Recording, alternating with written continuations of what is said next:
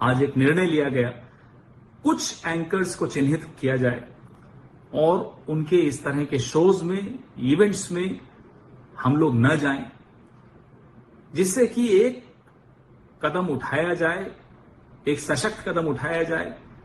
We do not want to legitimise this hate filled narrative which is कि हम इन नफरत के बाजारों में नहीं, ग्राहक बनकर नहीं जाए। मोगेम्बो खुश हुआ, मोगेम्बो खुश हुआ, मोगेम्बो खुश हुआ। आप इतनी डायरेक्टली बीजेपी के लिए क्यों काम कर रहे हो? थोड़ी डिस्कशन से करो यार, थोड़ा घूम घाम के पूछो। देखो मुस्कुरा रहे हैं, घूम घाम। मैं आपको उदाहरण देता हूं। इस देश में चुनिंदा 14 पत्रकारों को इंडी गठबंधन ने बैन कर दिया, बॉयकॉट किया है, उनके लिए एक लिस्ट जारी की और कहा है कि भाई ये 14 पत्रकार जो हैं ये देश में नफरत फैलाते हैं, इसलिए इनके कार्यक्रम में, इनके इवेंट्स में अपने लोग नहीं भेजेंगे, वो अपने प्रवक्ता, अपने नेता नहीं भेजेंगे। वो कि इंडी गठबंधन, कांग्रेस पार्टी, इनके अंदर जो है जिस तरह का भाव है वो उसी इमरजेंसी के वक्त का दिखता है जब पत्रकारों की आवाज दबाई गई थी। और इमरजेंसी में भी ऐसा नहीं हुआ था कि बकायदा पत्रकारों की लिस्ट बन जाए कि ये पत्रकार हैं जिनको बॉयकॉट करना है। ऐसा मतलब देश की आजादी में कभी नहीं हुआ है कि भैया इनको जो है इनके शो पे हम नहीं जाएंगे। सब अच्छा, हास्यास्पद बात सुनिए, मैं तो शो में किसी को बुलाता भी नहीं।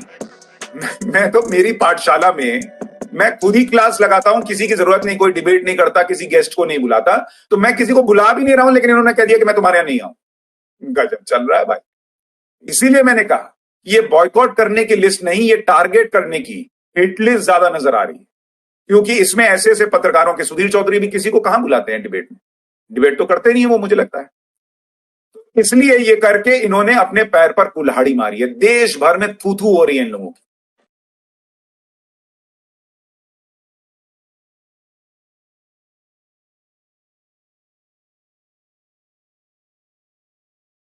वर्ष 1970 में एक बड़ी मशहूर फिल्म आई थी जिसका नाम था सफर। इसमें राजेश खन्ना ने बड़ी भूमिका निभाई थी और इस फिल्म का एक गाना बड़ा मशहूर हुआ था जिसके बोल थे, जो तुमको हो पसंद वही बात करेंगे, तुम दिन को अगर रात कहो तो रात कहेंगे। और आज हमारे देश में विपक्षी पार्टियां चाहती हैं कि हम यानी मीडिया उनके लिए यही गाना गाए।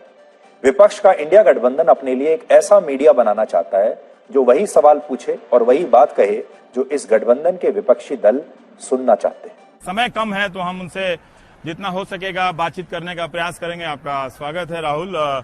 बहुत धूप है लेकिन फिर भी मैं ये जानना चाहता हूं कि आप अपने, आज कोई भी पत्रकार नहीं कह रहा है कि नरेंद्र मोदी चुनाव जीत रहा है, कोई भी नहीं कह रहा है। आप मुझसे मिलते हैं, आप नहीं, बाकी पत्रकार कल मुझसे मिले, मुझे कहते हैं हाँ भाई इस बार तो बहुत मुश्किल लग रहा है, नरेंद्र मोदी नहीं। आपसे जब भी पूछा जाता है कि आप प्रधानमंत्री बनेंगे तो आप टाल देते हैं। मोगेम्बो खुश हुआ, मोगेम्बो। एक लिस्ट निकाली गई है और वो लिस्ट ये थी कि ये वो तमाम पत्रकार हैं जिनके कार्यक्रमों का हम बहिष्कार करेंगे। उन 14 लोगों में एक नाम आपकी एंकर, आपकी पत्रकार रूबिका लियाकत का भी था। मैं 15 सालों से पत्रकारिता कर रही हूं और बहुत फख्र के साथ कहती हूं कि मैं भारत का चौथा स्तंभ हूं। मुझे किसी का खौफ नहीं है और इसीलिए बेलौस होकर, बेखौफ होकर मैं ये कहती हूं कि मैं निष्पक्ष नहीं हूं, क्योंकि भारत ही मेरा पक्ष है। और जो भारत का साथ देगा, जो भारत के आगे बढ़ने का प्रयास करेगा और जो भारत की संस्कृति, उसकी परंपरा को सर आंखों पर रखेगा, मैं उसका साथ दूंगी। और जो भारत के मुखालिफत करता हुआ नजर आएगा, मैं उससे सवाल करूंगी। और इसमें यह नहीं देखूंगी कि ये सत्ता पक्ष है कि ये विपक्ष है। ये मैंने ना कल किया था ना आज करूंगी। आप मेरा बहिष्कार नहीं कर रहे हैं, आप लोकतंत्र का बहिष्कार कर रहे हैं। आप लोकतंत्र में सवालों का बहिष्कार कर रहे हैं और इसे बहिष्कार नहीं, इसे डर कहते हैं, सवालों का डर कहते हैं। मैंने आपको हर बार आमंत्रित किया है और इस बार भी ताल ठोक के दहाड़ देते हुए आपको आमंत्रित करूंगी। मेरे सवालों का जवाब दीजिए। अगर आपके नेताओं की तरफ से सनातन पर सवाल उठाए जाते हैं, सनातन को छिन्न भिन्न करने के बयान दिए जाते हैं, तो मैं उस पर सवाल पूछूंगी। अगर आपकी तरफ से चुनाव आयोग पर, लोकतंत्र पर, देश की सेना पर सवाल उठाए जाएंगे, तो मैं आपसे पलटकर सवाल पूछूंगी। और मैं आपको आंखों में आंखें डालकर बता देना चाहती हूं, मैं आपके दबाव के आगे घुटने नहीं टेकूंगी। घबराइए मत। 2019 के चुनाव के बाद आपको जो लिखना होगा आप लिखना, हमारे खिलाफ भी लिखना होगा, थोड़ा लिख लेना, कोई फर्क नहीं पड़ता। हम सच्चाई की लड़ाई लड़ते हैं। आज एक निर्णय लिया गया, कुछ एंकर्स को चिन्हित किया जाए और उनके इस तरह के शोज में, इवेंट्स में हम लोग न जाएं।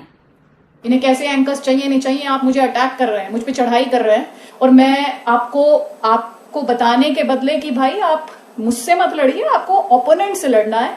इन्हें ऐसे एंकर चाहिए जो, अच्छा चलिए आप बोलिए, अच्छा बात पूरी कर लीजिए। तो ये जो इस सोच के लोग हैं, मैं उनसे कहना चाहती हूँ, एंकर आपकी गाली खाने के लिए नहीं आते हैं। एंकर जनता के सवाल उठाने के लिए आते हैं। वो सवाल पूछना एंकर का काम है। इतनी दिक्कत हो रही है तो आप उसमें सेलेक्टिव क्यों हो रहे हैं? आप मीडिया का कीजिए बॉयकॉट, करके दिखाइए, आप सिलेक्टिव क्यों है, पिक एंड चूज क्यों कर रहे हैं? क्योंकि आपको पता है आपका मैसेज ही नहीं जाएगा। आप उनसे सनातन के सवाल पूछेंगे, आप पूछेंगे उदयनिधि स्टालिन ने ये क्यों कहा, उधर से जवाब आएगा क्या इस देश में गरीबी नहीं है, क्या इस देश में बेरोजगारी नहीं है, क्या इस देश में मुद्दे खत्म हो चुके हैं? तो ये बात आपने उदयनिधि स्टालिन को नहीं बताई। ठीक बात। वो तो आपके अलायंस के पार्टनर है ना। ये आपने नहीं बताया राजा को, ये आपने शिक्षा मंत्री को नहीं बताया तमिलनाडु के, ये आपने उन नेताओं को नहीं बताया जो इन स्टेटमेंट्स में कह रहे हैं ये तो सनातन और वर्ण व्यवस्था को पर्यायवाची समझ बैठे हैं और उस पर जस्टिफिकेशन ऑफर कर रहे हैं। ये आपने नहीं बताया उन्हें।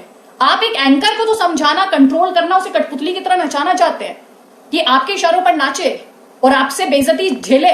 इनके कितने ही प्रवक्ता ऐसे हैं, मुझे लंबा 22 साल का मेरा करियर है, ऐसे प्रवक्ता मैंने देखे हैं जो आते ही आपको बेइज्जत करने के लिए, और बेइज्जती कराने के लिए किसी पत्रकार को नहीं जाना चाहिए। कोई मजबूरी नहीं होनी चाहिए, ना किसी चैनल के मालिक की मजबूरी होनी चाहिए, कोई मजबूरी नहीं होनी चाहिए। राहुल गांधी का एक वीडियो वायरल हो रहा है, आप बीजेपी आपको बोलने नहीं देती, आप हमारी तरफ से आइए, हम आपको बोलने देंगे। ये आप बोलने दे रहे हैं, इसे बोलने देना कहते हैं। आप मेरे सवालों से डरते हैं, आप भाग गए।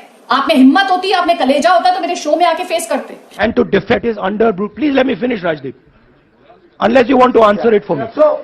Do that also sometimes. जो नहीं हुआ फिक्स, उसकी आगे लिस्ट। लेकिन आज मैं आपको एक काल्पनिक कहानी सुनाता। मोहल्ले में एक चौराहे पर कुछ मनचले आते जाते लड़कियों को छेड़ते थे। एक दिन आकर लड़की ने उन लड़कों को मतलब झिड़क दिया, कड़वी भाषा में जवाब दे दिया।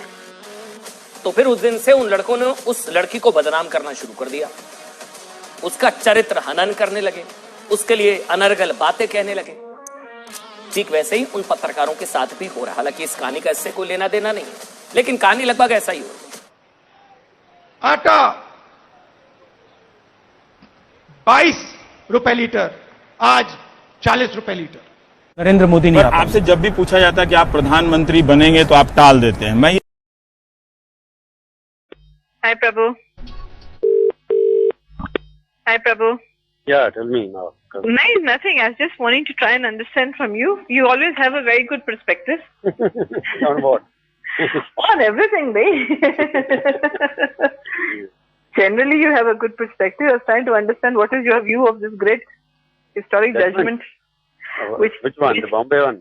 Bombay one, which takes the family pact above the national interest.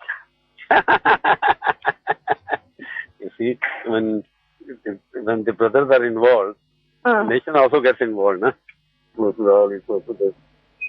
maybe he has got access, but he can't influence anything. But collective ज़्यादा हो गया ना. Kamal Nath can decide one thing, but he can be overruled by Pranab Mukherjee.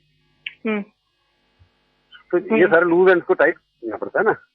Anil Ambani अपना लगा होगा अपने लोगों के थ्रू, डीएमके के थ्रू, अपने चीफ जस्टिस के पास ये सब. नहीं, डीएमके तो वो तो चीफ जस्टिस केरला का है ना. हाँ, केरला का. हाँ, केरला. नहीं, ये भी लगे हुए हैं ना किसी के थ्रू. मुकेश भी तो लगा होगा ना. सर वही कह रहा हूँ, कि मुकेश जिस तरीके से अप्रोच कर रहा है, if that what I heard is correct, is not the right way to go. ठीक है, I understand what you're saying. हाँ, now you understand, ना? हाँ, I think the fact that there is a weakening of press freedoms, this is not hidden. I mean, everybody knows it. It's apparent in India. The rest of the world can see it. अच्छी बात बोली, आपको अच्छी लगी तो ऐसे थोड़ा मार दीजिए हाथ, आप थोड़ा सा मार दीजिए, एक बार मार दीजिए। क्यों कष्ट हो रहा है आपको? अगर अच्छी लगी मार दीजिए।